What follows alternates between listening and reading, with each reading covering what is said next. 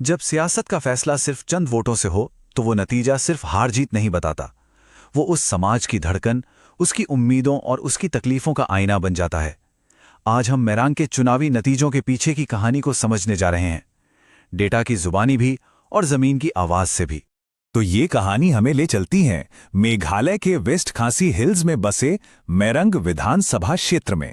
ये एक ऐसी जगह है जहां की घुमावदार पहाड़ियों में सदियों पुरानी परंपराएं आज भी जिंदा हैं और साथ ही एक बेहतर भविष्य की उम्मीदें भी पल रही हैं।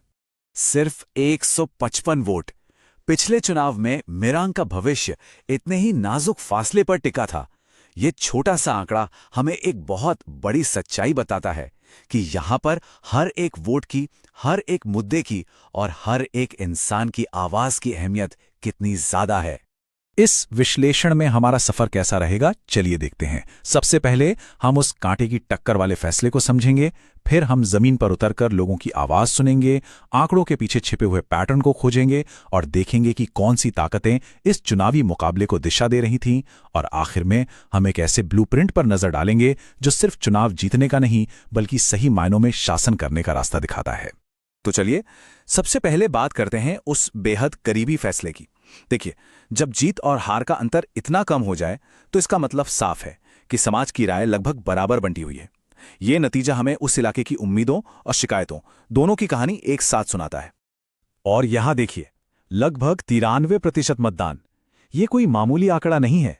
ये दिखाता है कि मेरांग के लोग अपने भविष्य को लेकर कितने जागरूक और कितने सक्रिय हैं। यहां का जनादेश बहुत मेहनत से हासिल होता है और उसे बहुत गंभीरता से लिया जाता है।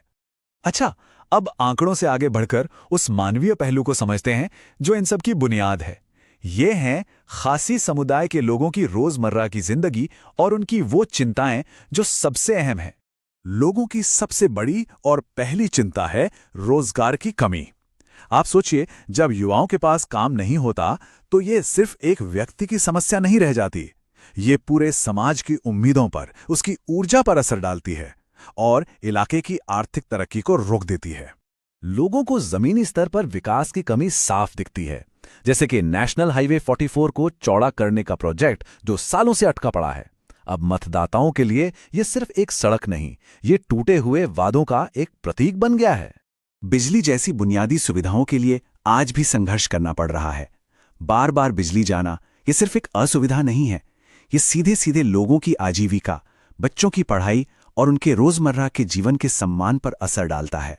देखिए, जब लोग सड़क, बिजली और रोजगार जैसी बुनियादी चीजों के लिए लड़ते हैं तो ये सिर्फ सुविधाओं की लड़ाई नहीं होती, ये उनके सम्मान और उनकी गरिमा से जुड़ा होता है।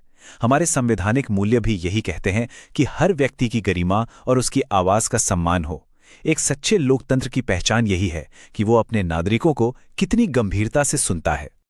चलिए, अब इन भावनाओं और शिकायतों को आंकड़ों की कसौटी पर परखते हैं। देखते हैं कि पिछले एक दशक में चुनावी नंबर हमें क्या कहानी बता रहे हैं। इन आंकड़ों पर नजर डालें तो दो बातें बिल्कुल साफ उभर कर आती हैं। पहली, इंडियन नेशनल कांग्रेस का वोट शेयर जो पहले गिरा था उसमें एक मजबूत वापसी हुई है, और दूसरी, जीतने वाली पार्टी यूडीपी का मार्जिन लगातार घटता जा रहा है। मतलब मुकाबला साल दर साल और भी ज्यादा कड़ा होता जा रहा है। ये चार्ट उसी कहानी को और भी साफ कर देता है। आप देख सकते हैं कि 2018 में आईएनसी के वोट शेयर में जो भारी गिरावट आई थी, 2023 में पार्टी ने उससे उभरते हुए एक जबरदस्त वापसी की। इस वापसी ने मेरांग के मुकाबले को लगभग दो पार्टियों की सीधी टक्कर में बदल दिया। तो अब सवाल ये उठता है कि ये सब हुआ कैसे? आंकड़ों के पीछे की वजह क्या थी? कौन सी वो ताकतें थीं जो इस चुनावी नतीजे को शक्ल दे रही थी? चलिए इसका विश्लेषण करते हैं। अगर हम कांग्रेस की बात करें तो एक तरफ पार्टी की पुरानी विरासत और उम्मीदवार की साफ सुथरी छवि उसकी बड़ी ताकत थी, लेकिन दूसरी तरफ 15 साल सत्ता से बाहर रहने का असर जमीनी संगठन पर साफ दिख रहा था, जो उसकी सबसे बड़ी कमजोरी थी। अब अगर बाहरी माहौल को देखें तो मौजूदा विधायक के खिलाफ 4 बार से चली आ रही एंटी इनकम्बेंसी एक बड़ा मौका थी, लेकिन साथ ही यूडीपी और एनपीपी जैसे मजबूत क्षेत्रीय दलों का जमीनी नेटवर्क और कांग्रेस पर बाहरी पार्टी होने का लेबल लगना एक बड़ा खतरा भी था। तो इन सब चुनौतियों को समझकर आगे का रास्ता क्या हो सकता है? अब हम विश्लेषण के उस हिस्से पर आते हैं जो सिर्फ समस्या नहीं बल्कि समाधान की बात करता है। ये भविष्य की भागीदारी और शासन के लिए एक समग्र 4 आयामी रणनीति है। इस समाधान को चतुर्मुख सिद्धांत का नाम दिया गया है। इसका मूल विचार बहुत सरल लेकिन गहरा है। आप सिर्फ एक मुद्दे पर काम करके भरोसा नहीं जीत सकते। आपको खासी संस्कृति और पहचान का सम्मान, विकास का एक ठोस एजेंडा, सामाजिक न्याय की गारंटी और सही लोगों के साथ गठबंधन, इन चारों स्तंभों को एक साथ लेकर चलना होगा।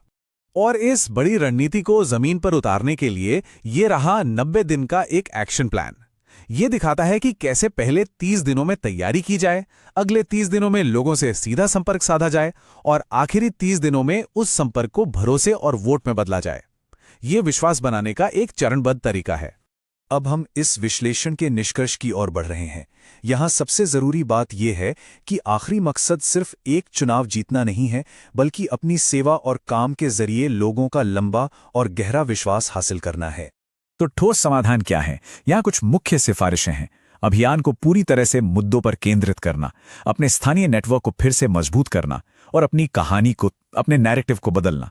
भीड़ खरीदने की राजनीति से हटकर विश्वास बनाने की राजनीति की तरफ बढ़ना।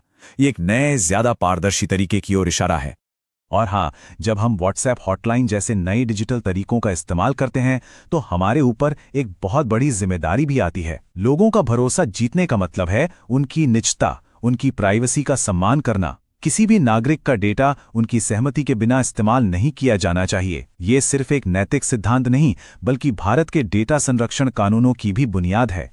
तो आखिर में ये सवाल हमारे सामने खड़ा होता है, जब कोई विधानसभा क्षेत्र सिर्फ 155 वोटों से बटा हो, तो क्या इसे एक पक्ष की जीत माना जाना चाहिए, या फिर ये दोनों पक्षों के लिए एक शक्तिशाली संदेश है कि लोगों की सुनो, मिलकर काम करो और भरोसे को जीतो?